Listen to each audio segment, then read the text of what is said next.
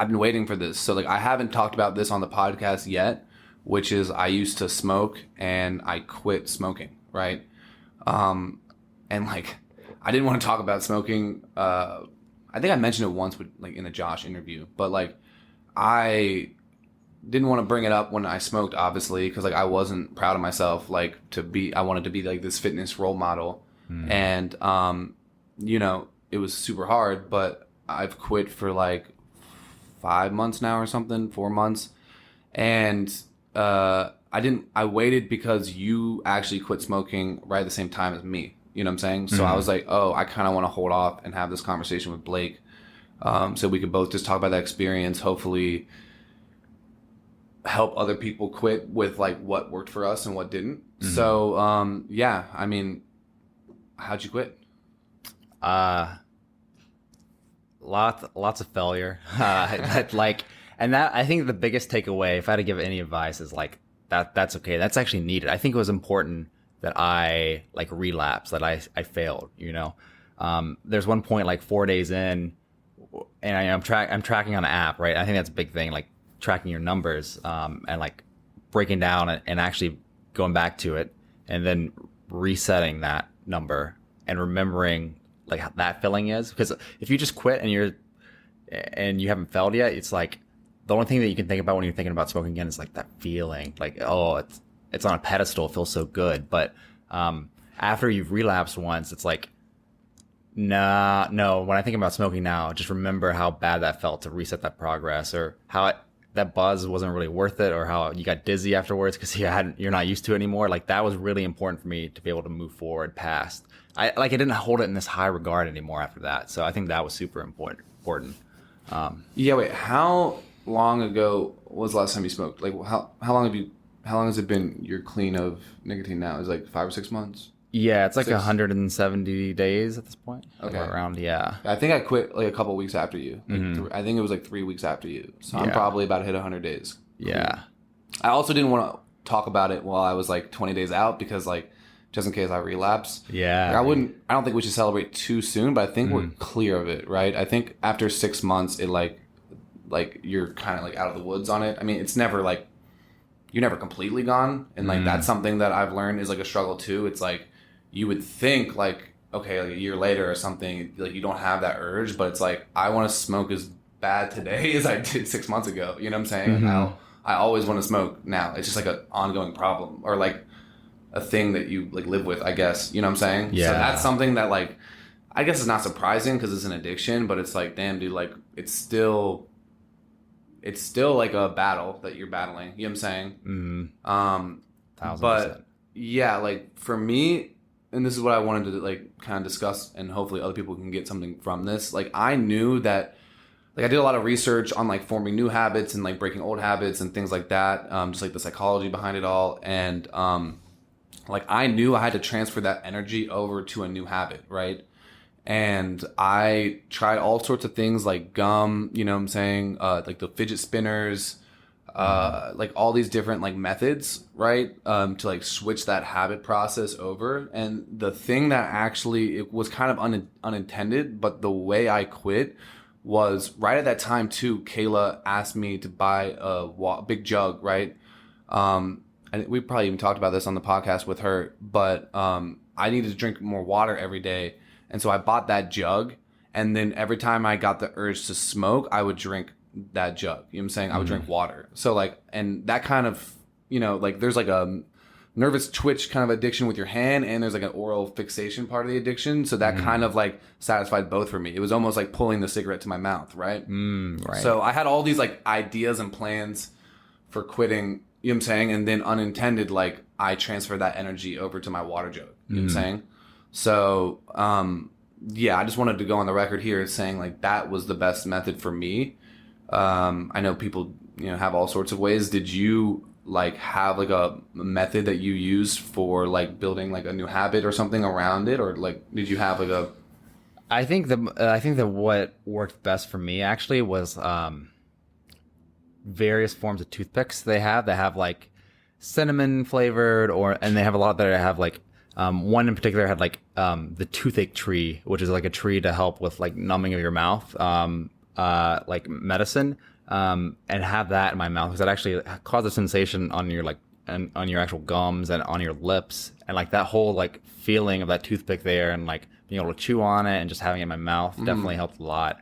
But I think unintentionally for me too, and what helped me mentally and what helped me, I guess, more long term after the, like the initial physical cravings and the habit breaking of like the physical motions you go through is, one day I was just like, it was like 3 days in, I'm like, I gotta get out of this apartment.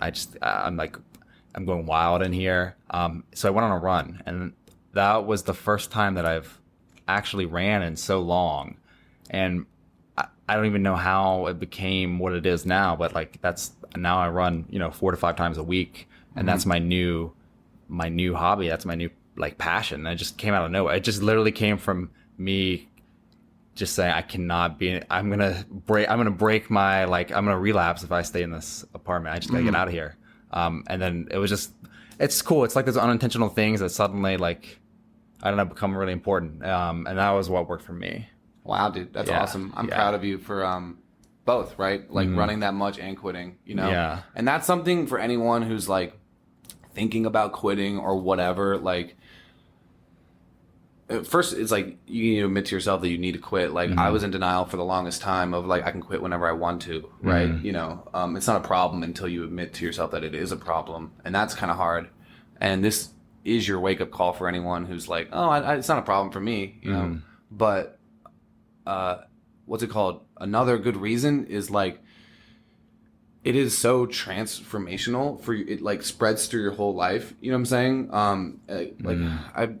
I read some book on this, or a book about like habits and shit, and they used some lady who stopped smoking, right? It's like for most people, unless you're like on heroin or something, quitting smoking is like the hardest thing for you to do. You know what I'm saying? So once you do that, everything else becomes so much easier. Like going on those runs are so much easier than quitting smoking. You know what I'm saying? And like, same thing for like, oh, now I can wake up on time, or oh, now I can, build this app or do this triathlon or lift weights, or like what all the other like healthy things that you want to do in your life, they become so much easier for some reason when you quit smoking. It's like a very transformational process that you go through, and it's very like, I don't know why, it just sets so many other things like in line, and that your running comment just reminded me of that. It was like, you're just immediately like thrown into like healthier habits and situations for some reason. I don't know why it's so transformational.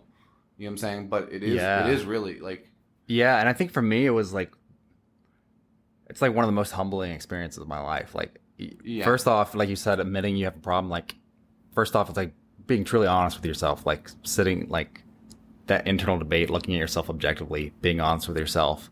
And then during like the initial quitting phases, like you get to see, after being honest with yourself, like, look at how this is affecting me. And you get to see kind of the way your mind works. And for me, it was like, suddenly I would have this really intense, really, really like laser focus. The only thing I can focus in on is the fact that I need it and I want it right now. And I couldn't think of anything else. And it was just so strong. But then it just like goes away at some, like it just fades away, and it comes back and it fades away. It's like a roller coaster in the beginning, but it made me realize that, like your mind's not always working in your best interest. It's just working in like, and how it came. So like, then when those cravings came, I'm like, okay, this too will pass. Like this is going to pass. This is temporary. Like this is not the final state. And it's like, I learned a lot about the way that my mind works, because I got to see those waves and got to see the ways that my mind tried to get me to do things or not do things. So I feel like I have a better understanding of my own mental headspace, and I can control it more and apply it to like anything that I might want to do. Yeah. Because when you are smoking, it's like you're basically like living in denial or something of it. You know what I'm saying? It's like, it's worse with cigarettes for sure. Like I wasn't very down on myself when I smoked a vape, but definitely when you're smoking cigarettes, you're like, fuck me, dude. Like I suck. Like I can't kick, like this is like a obvious terrible habit. Like, but like you also in denial of those thoughts. So you like simultaneously you're having this thought pattern of like, I suck, I hate myself, I'm worthless. Then at the same time, you're having this thought pattern of like, this is fine. I'm choosing to do this. I like this lifestyle of smoking. You know what I'm saying? Like, I like it. I hate myself. Like, both those things are like simultaneously going on in your mind, and you don't realize it. It's like so weird. I can't explain it. Because you're on the one hand, you know how bad it is for yourself. Like, you're letting yourself die younger. Like, all these, like, I'm almost getting like emotional saying it because it's like sad to like think about my mindset like back then. But like, you're just like so. It's like so depressing, dude. It really is. It's just like so bad, dude. And it's just like, you don't want to admit it to yourself. You don't want to admit like how like bad you're treating your own body. You know what I'm saying? So you have to live in this phase of like denial of like, I like this. I like who I am with this. You know what I'm saying? And it's just like, it's too hard to swallow the pill over here that like you're not treating yourself well. You know what I'm saying? And then that's the switch is like now you're treating, like now you care about yourself. Like when you if you can quit, you know what I'm saying? Like that love, like you're finally like loving yourself. Like it's hard. It's making me emotional, man. But like, yeah. You know what I'm saying? Like to like really love yourself, you know what I'm saying? And like step away from that. Like it gives you like so much more confidence, like in all the other areas of your life. You know, it's like really a domino effect where it's like, no, like I care enough to like stop this, you know what I'm saying? And that care and that confidence, it spreads, you know what I'm saying? Like now I care enough to fucking kill it at work, and I care enough to like, you know, like treat other people in my life well and do all, you know what I'm saying? It's like it succeed in my company, you know, like why do I deserve to like succeed in my company if I can't even quit smoking, right? Like those thought patterns, like they don't manifest well. They don't manifest into success, and they don't. And like, I don't know, man. Like, I didn't expect to get like emotional in this conversation, but like, if you're listening to this right now and like you're still smoking, like this is your fucking wake up call. Like, I don't know what you're doing listening to me talk right now and like hitting your jewel or whatever it is. Like, fucking stop. Like, care about yourself and just fucking stop. Yeah, and I think you hit the nail on the head too, because for me it was like the mental gymnastics that go on to convince yourself to, like, whether it's ignoring it, whether it's I didn't realize how much it changed my like actual thought process until like after. And now that I feel like I have clarity, like looking back, like I can twist it in any way to make it fit my narrative, to make it okay for me. You know what I'm saying? Like I could convince myself of whatever I needed it to, and like that it was okay, that it wasn't a problem, that I didn't like just thinking about like hiding away in a bathroom and like hitting, like needing to hit a jewel and like just trying to keep it secret and just, it's just so, it's so demeaning. It's just so like bad that I gave something so much power in my life and I let it control so much. I let it control my thought. And especially for me too, because like that's like the one thing that I really pride myself on. Like the one thing out of